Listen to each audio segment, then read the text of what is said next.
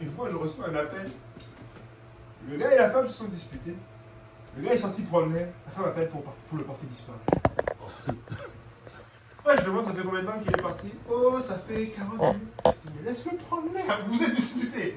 Laisse qu'il prenne l'air. Des fois, ça fait du bien. Tu prends l'air. Amen. Tu vas, tu sors, tu prends l'air, tu reviens. Et puis là, vous avez une discussion. Amen. Et si c'est un sujet de discussion, la soumission, ce n'est pas nécessairement que vous devez le faire comme toi tu as décidé. Amen. Ça peut être aussi OK. On met ça sur pause pour le moment. On va revenir là-dessus. Amen. Et à tête reposée, vous revenez là-dessus. Et si finalement il faut que tu prennes cette décision-là, tu sais, la meilleure façon, comment dire, sur un sujet de dispute par exemple, ou un sujet de discorde, je veux dire, sur une situation,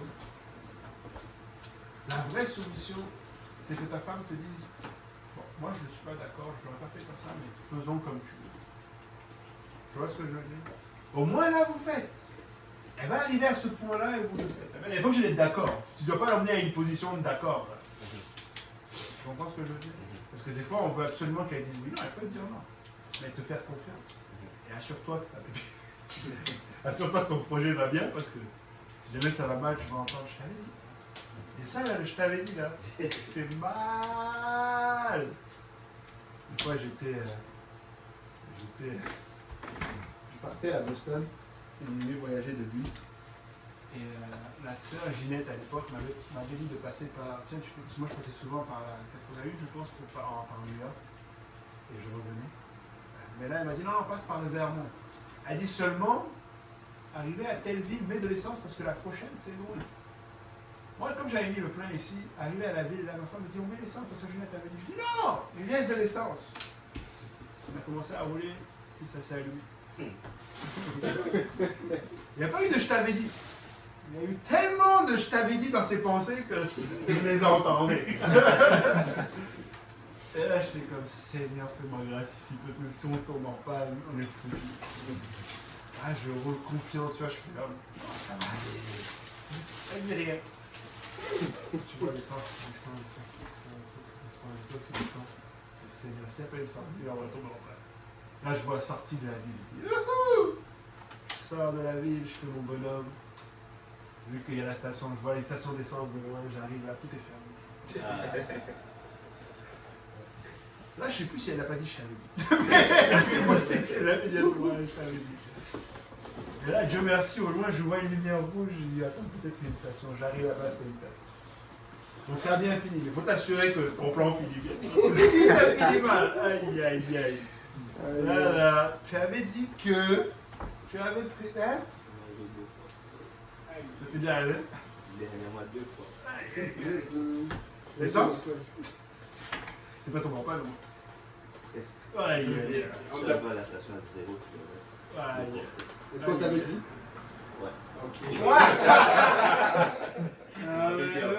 Ah, quand on était étudiant, on galérait, ça m'est déjà arrivé, j'ai poussé la voiture, elle était au volant, ça c'était correct. Mais non, là, en plus avec les enfants, Non, ça marche plus.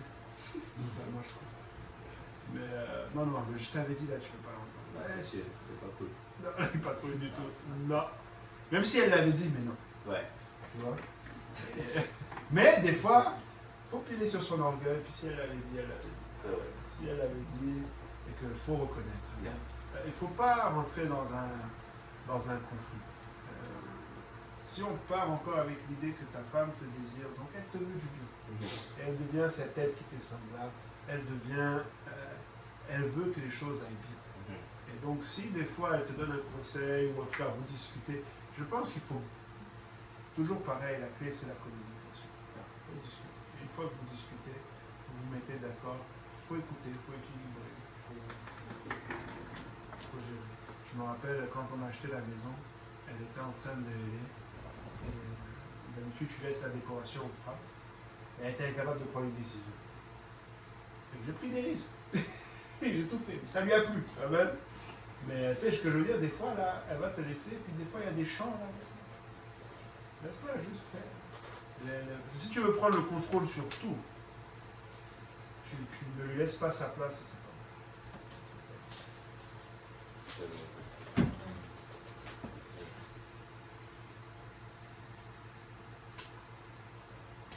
Moi j'avais une question.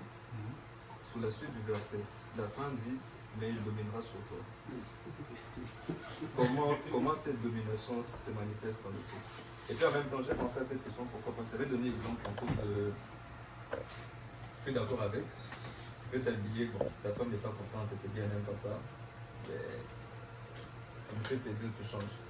Mais je me dis, l'être humain étant ce qu'il est, à force d'habitude, elle peut prendre cette habitude. Et l'homme en soi, l'homme étant homme, mais il aime être celui qui est puissant, celui qui a l'autorité.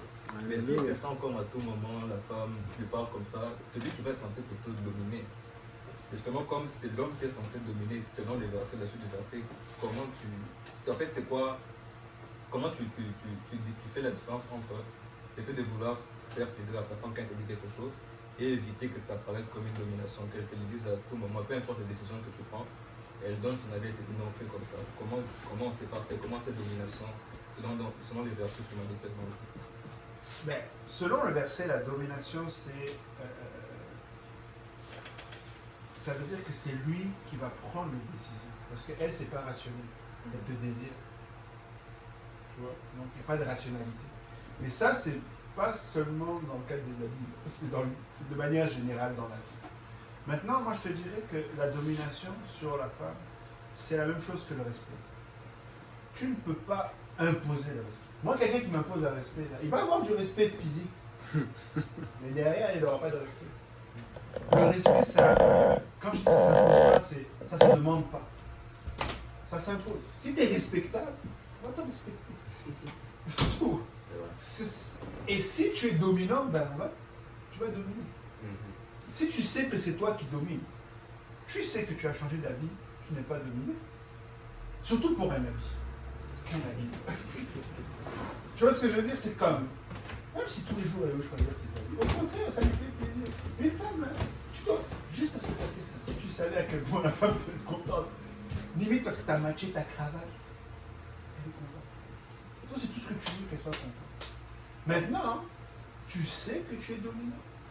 C'est une attitude. Et ça se travaille avec le temps. Mais tu ne peux pas imposer ta domination. Si tu arrives à une place où tu imposes ta domination, il y a quelque chose qui bouge. Il y a quelque chose qui n'est pas passé. C'est pareil. C'est pourquoi je dis, même si à la fin, tu vas prendre la décision dans une situation, il ne faut pas que ce soit c'est comme ça, c'est pas autrement. Non. Il faut qu'elle ait compris que je vais prendre la décision. Tu vois ce que je veux dire? Il faut que ce soit une discussion. Surtout si c'est. J'essaie de trouver un sujet qui peut être gros, là, je sais pas, là, aidez-moi, là. C'est ça, ou faire un projet. Là, même un voyage en été, encore là, bon. Vraiment, t'as pas envie, mais tu sais. Mais ce que je veux dire, c'est un projet qui l'engage. Parce que souvent, là où la femme va avoir peur, où elle veut vraiment donner son opinion, c'est quand elle se sent vraiment engagée. Mais là, tu discutes avec elle, tu sais. C'est une situation. Déjà, c'est une situation. Acheter une maison. Acheter une maison ou aller dans un tel quartier. Mais là, tu lui expliques. Et une fois que tu arrives à une place, tu dis, ben regarde, on a tout fait le tour, on n'arrive pas à trouver de solution. Il faut qu'on prenne une décision. Ben là, c'est mon rôle, de prendre cette décision-là. C'est pas vrai que c'est toujours un collège, tu sais, consensus. Tu vois ce que je veux dire? Mais il faut quand même qu'il y ait cette discussion. Parce que tu peux pas, c'est pas bon d'arriver. Mais encore là, moi je dis ça, mais ça m'est jamais arrivé. Honnêtement, là, ça m'est jamais arrivé d'arriver à une place où j'ai toujours pesé le pour et le contre. Un habit pour moi, là, tant qu'elle ne fait pas porter du rose fuchsia ou un jaune canari, là, c'est comme. Elle me veut du bien. Elle veut que je sois beau là-dedans. Elle veut me désirer. Et que je vais me mettre comme elle veut, tu vois. Mais par exemple, l'histoire du voyage, je voulais déménager. Moi, ça faisait des années que j'espérais ça. Ça faisait vraiment longtemps que je disais non, je veux aller libre. Le 11 septembre, j'étais aux États-Unis. J'ai failli mourir. J'ai dit à ma femme, je ne plus. Mais j'étais tout le temps à New York. Et c'était le projet de ma vie. Mais quand elle m'a dit c'est soit ça, soit moi, j'ai choisi elle. J'étais capable de dire, regarde, un jour je reste. Un jour j'aurai ce que je veux. Mais je dois travailler pour ça. Donc, tu vois ce que je veux dire? Tu dois juste. Il ne faut pas avoir peur d'être. Justement, il ne faut pas que tu. Honnêtement, là, il ne faut pas que tu cherches à te sentir dominant. Tu dois prendre ta place de dominant.